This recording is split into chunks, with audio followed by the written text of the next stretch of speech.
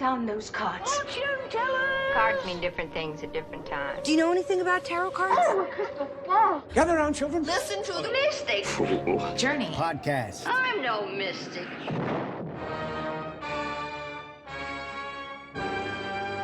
Welcome to the Mystic Fool's Journey podcast. I'm Anna, and this is Ruth. Howdy! This is a Tarot Occult History bi-weekly podcast. Today we're taking a deep dive into the history of tarot. We're talking origin stories, popular myths, and answering questions like, what the heck is the deal with oracle decks? Let's dive on in. Let's do it up. So, Anna, I think most of our listeners are familiar with what an oracle deck is and how it differs from a tarot deck. Both are meant to be read and both have pretty pictures, but I've always been curious about where the two different kinds of decks, kind of splinter off from each other, because tarot is like a much more rigid and guided and has a more universal structure that can be applied to nearly any tarot deck. But oracle decks are much more loosey-goosey, and they can pretty much be anything you want when it comes to art, structure, or even number of cards. And the only thing that anchors an oracle deck is kind of that it's just used for divination. And we're using divination in kind of a broad sense here in the terms of it's going to be specific to your beliefs in spirituality, what exactly divination means. Some people use it for predictions. Some people use it for self-reflection. Some people use it as, I just need to receive messages from my guides or my deities or my ancestors. So when we say divination, there are historical uses of that word when it comes to yes, we will talk about coming up divination in the sense that it's meant as messages directly from divine sources. But in our modern era, and as we all evolve our spiritualities and beliefs, it can be something that is unique to you. So when we talk about you using an oracle deck, apply your personal definition to divination. Yeah, we say a lot of terms like divination and magical practice on this podcast, but for Anna and I we just both really love tarot and how they're cute cards and it's a fun thing to do with friends and that sort of thing. But for a lot of people, that means something different. So when we say those blanket terms, just kind of apply your own personal meanings to that, Cute pictures. It's cute pictures. It's cute pictures. I use tarot a lot and oracle a lot in terms of self-reflection and figuring out what the heck is going on in my head, what's going on in my life. They are very much, for me, a psychological tool where I can easily, like many humans, brush off another person telling me something's wrong or that I should do a thing. But when you're looking at something as objective as a tarot card, where it's not a person that has opinions that you can write off, you're like, oh, it's just me and my brain. Yep. And my life. Okay, I gotta face this. It's a pretty objective object to be all right, there's nothing, this card doesn't have opinions or a backstory that's gonna make me doubt this. Maybe a person would. Yeah.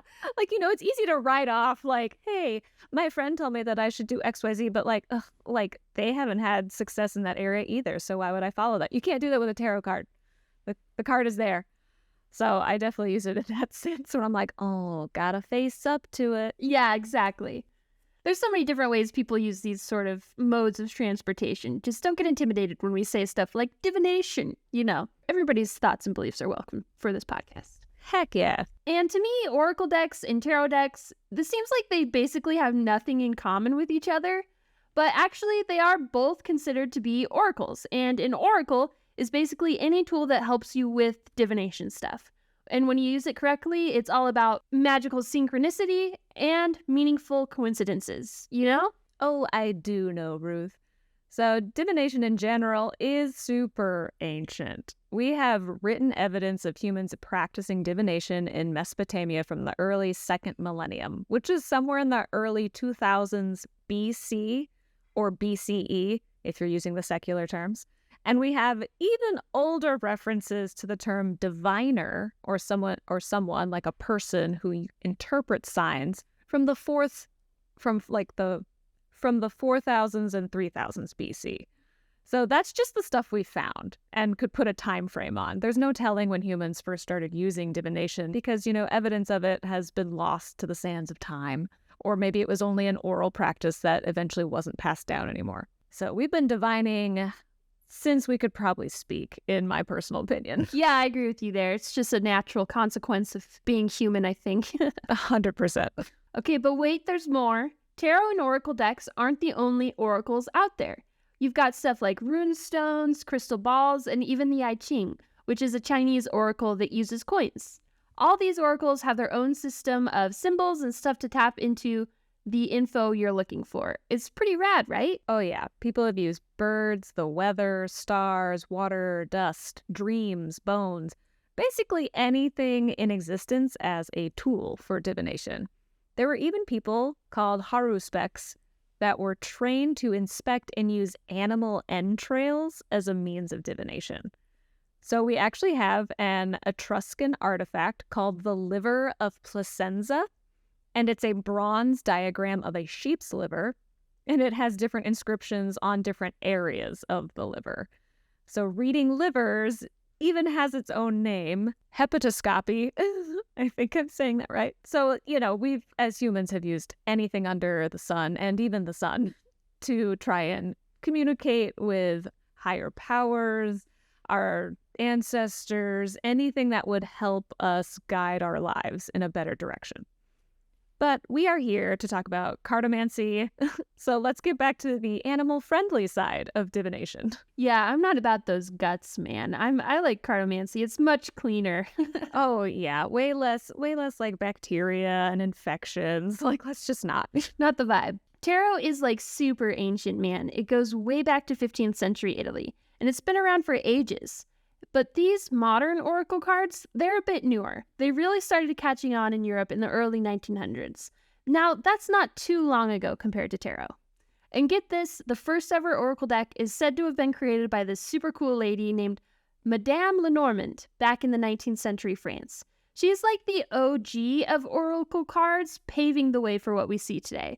Though she might not have known it at the time. It kind of happened post mortis. Pretty fascinating. Oh yeah. And as a quick recap, Madame Lenormand was the most famous fortune teller in Europe in the early 1800s and authored 14 books.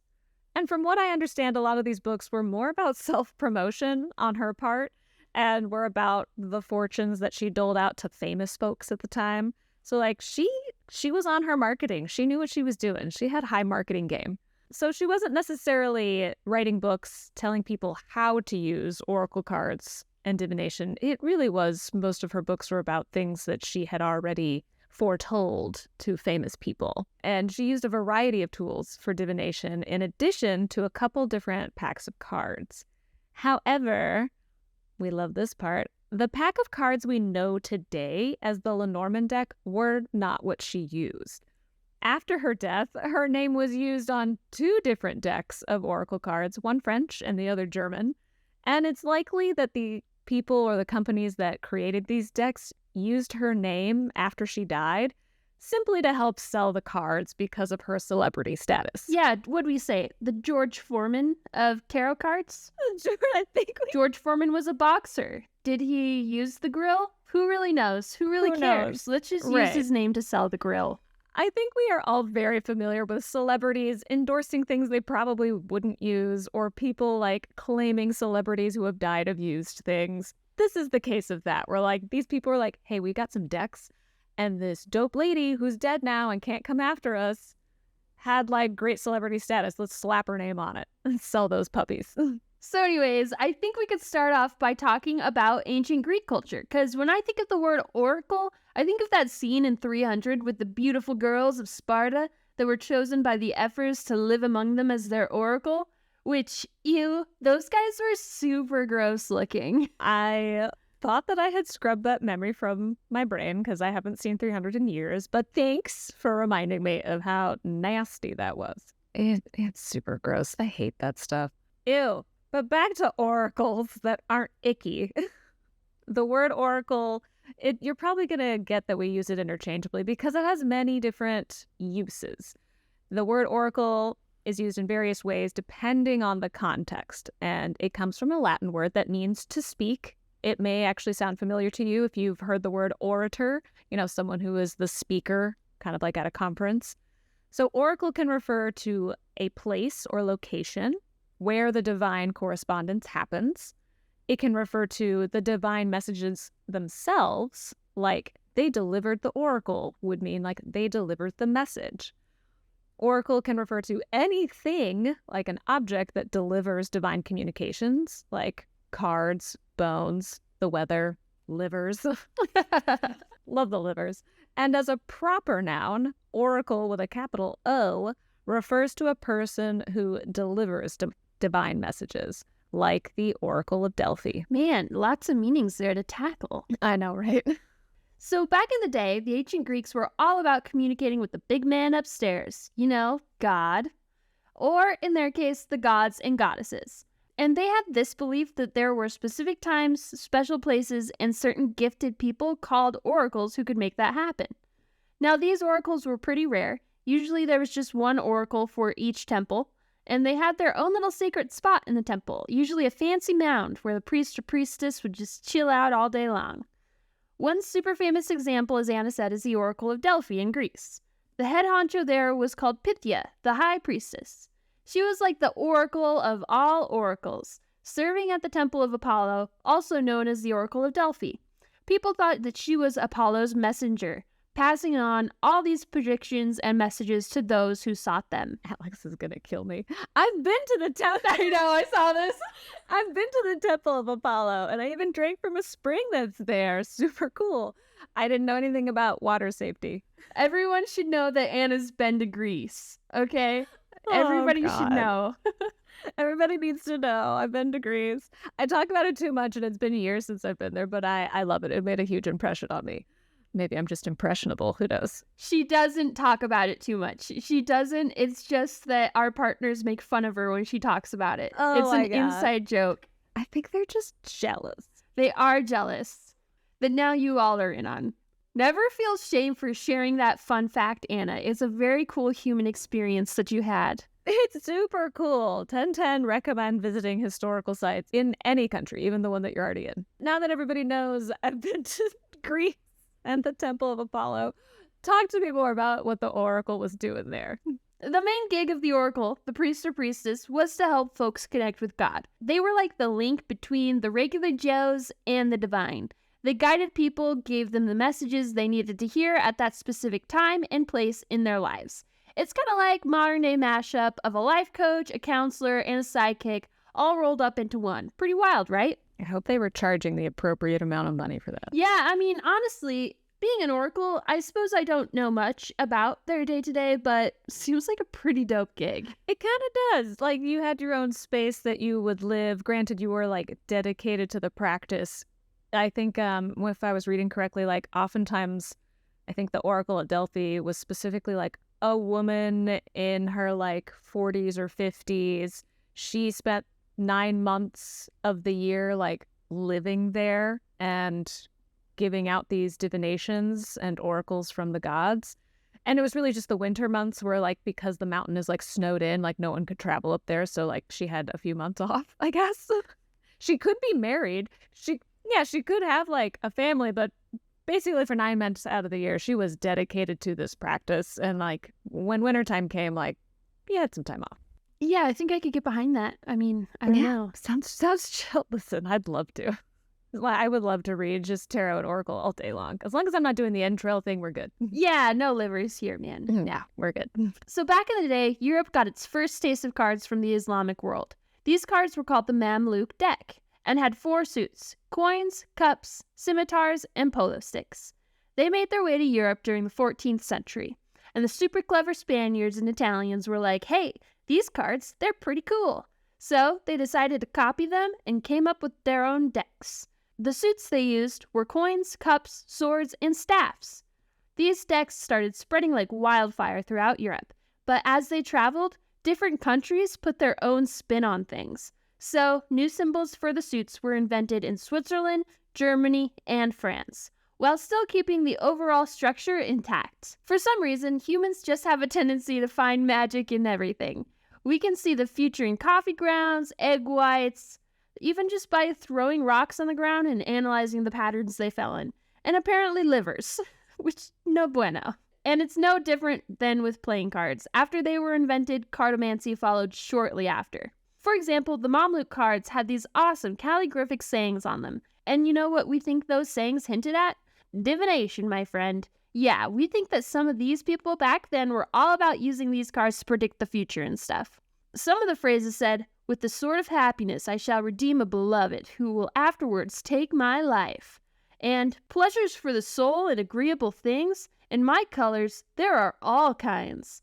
And finally, rejoice in the happiness that returns, as a bird that sings its joy. You know, I wish I could speak all the languages ever. I'm sure there's some cool wordplay or rhyming that we're missing after the phrases have been translated into English, or just like the historical context, because there's some of those cards where I'm like, like, with the sword of happiness I shall redeem a beloved who will afterwards take my life. Does that mean like, hey, you will metaphorically take my life because we'll be together forever? Or like, you're gonna kill me? Like, that's dicey. Yeah, I'm with you there. Wish we knew a bit more of the language, but maybe one day. So fast forward a bit, and we've got this historian named Ross Caldwell. He did some serious sleuthing and found all these references to the Spanish people using their first playing cards for divination. Turns out there were even professional card readers roaming around Spain since the 16th century. So it seems like right from the get-go, these cards were doing double duty. They were used for both gaming and divination. Talk about a versatile deck of cards. We've got this old Spanish text from around 1450 called the Juego de Neos, or the Game of Cards, by Fernando de la Torre. This dude was all about divination with cards, and he dedicated his work to the Countess of Castaneda. Fancy stuff. So here's the deal. Fernando described this game played with a deck of 49 cards. These cards had the classic Spanish suits with 9 pips each, plus 3 macho court cards per suit. But wait, there's more.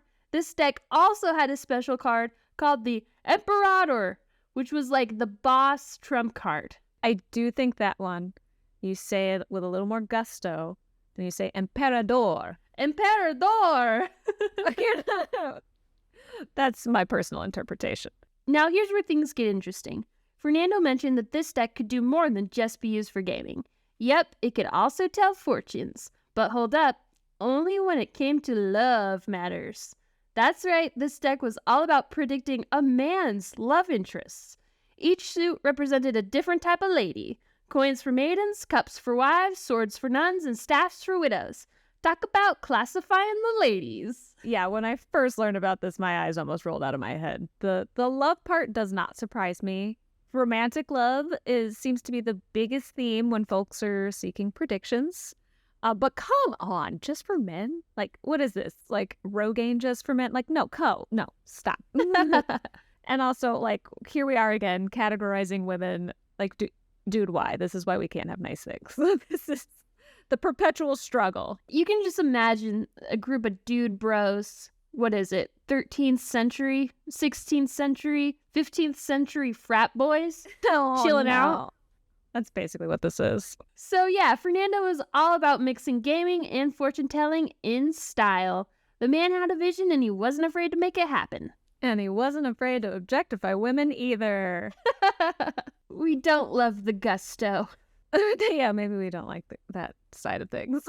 So one of the first deck of cards meant to be used exclusively for divination purposes was this super duper old deck called the John Lethal's Fortune Telling Cards. They first came on the scene in England way back in 1665 and had more editions printed until 1712. These cards were all about divination, my friend. Now here's how they're structured.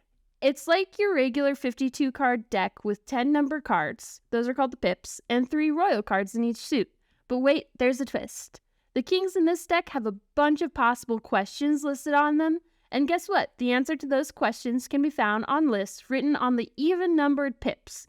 So if you pull a king and an even-numbered pip, then you'd have the answer to your question. Talk about a handy cheat sheet. But wait, there's more cool stuff. The odd-numbered pips, they've got these groovy wheels with astrological signs, numbers, and symbols. And the royal cards, they're all about legendary mystics and magicians, with the queens and knaves holding books with numbers and single words. It's like a mystical party in a deck of cards.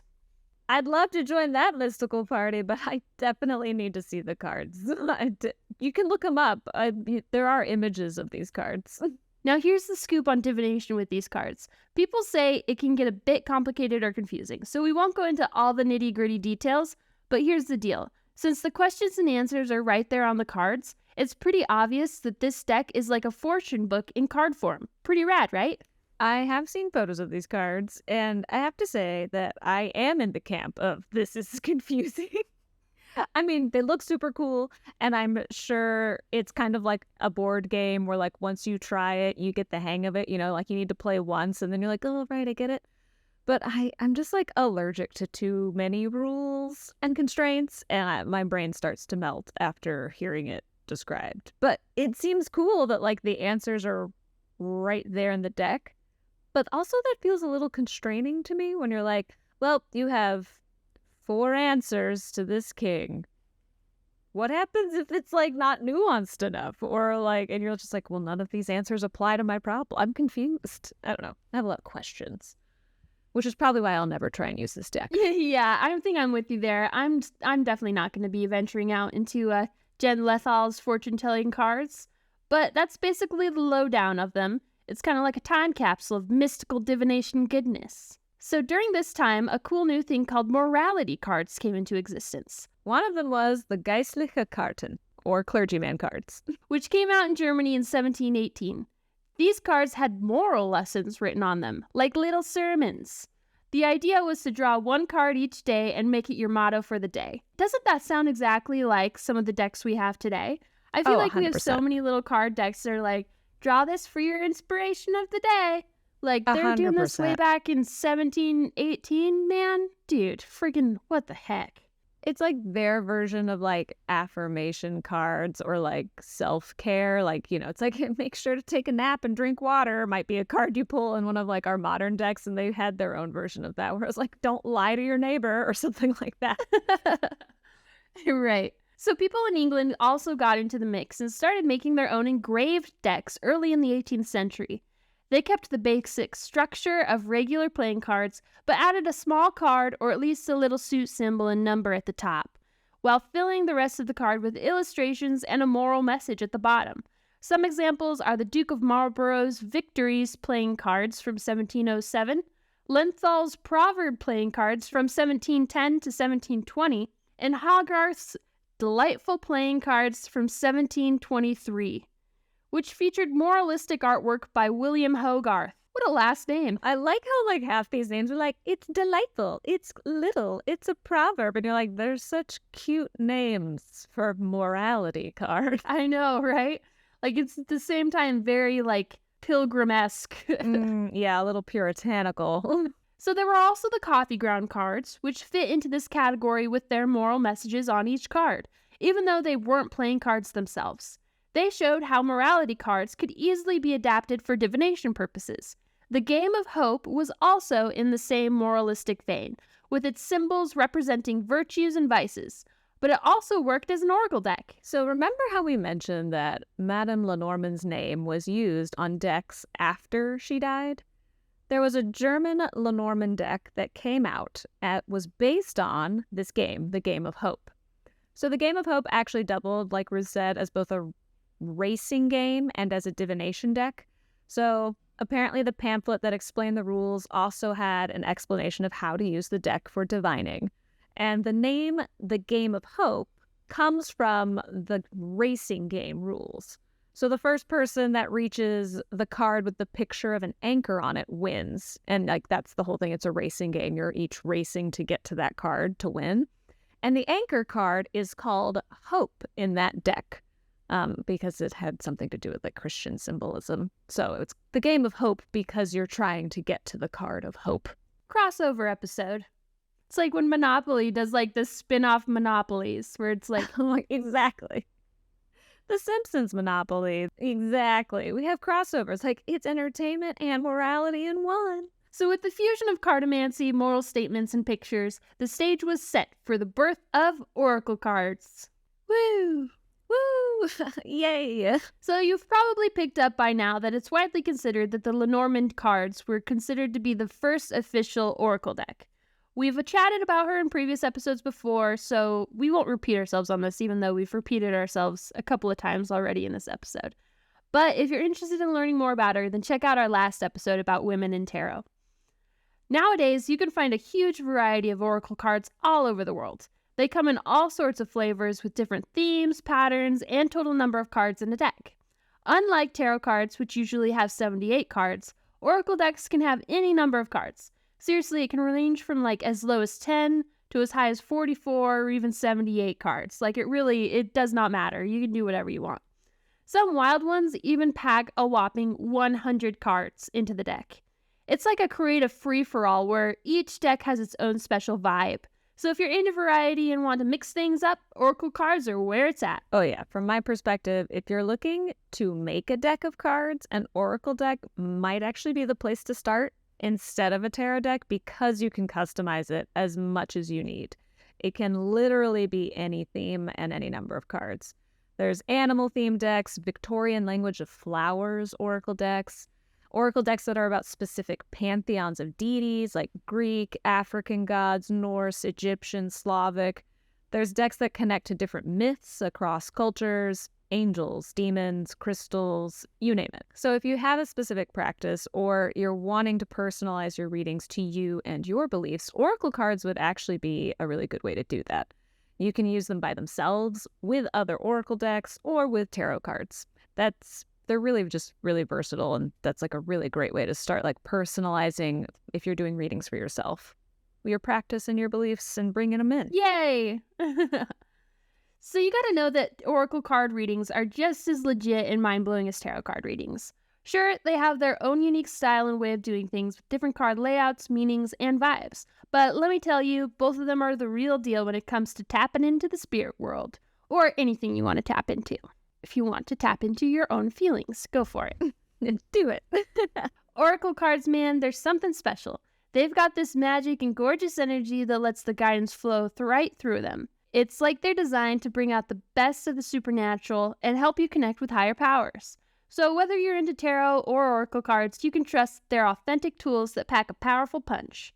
It's all about finding the one that resonates with you and letting the magic unfold. So Ruth, after making a tarot deck, is an oracle deck on the horizon for you? Dude, let me tell you something. A tarot deck is nice because there's a clear end goal, you know? Gotcha. With an oracle deck, that's just opening myself up to like years and years of unfinished work. Too many options. I get it. Yeah, I think until I figure out like a really specific theme and like, system for the cards, I don't think I'll be venturing into the worlds of oracle decks. I think I'll stay in the realm of tarot decks for now. But hey, Anna, market's open to you. I mean, obviously I'm here for the least amount of rules possible, so maybe that's where I should start. You're right, Ruth. Maybe I should be starting the oracle decks. Some Mr. Moon Eyes oracle deck, that'd be nice. Heck yeah. Yeah, we just gotta, once again, I actually have a list of different themes in oracle decks, so it's more now I just have to pick. So to do your I. Point. Yeah, it's like, I'd love to do this. I have like, some of them I have like the cards listed out, and then it's just like, cool, now I gotta draw this shit. I know, that's where the tough part comes in. It's like, okay, now I have to do the work. And it's like, I don't want to do that. Like, it was fun thinking about it. That's good enough, right? Yeah, exactly. But one day we'll get there, 100%. So, if you like this episode or any of our previous episodes, don't forget to subscribe and leave a review. If you're a fan of the podcast, we need you to do this so we can find new fans. So tell your friends and follow us on all the socials. Our handles are Sweet Death Inc. and Mystic Fool Tarot on all platforms. See you later. See ya!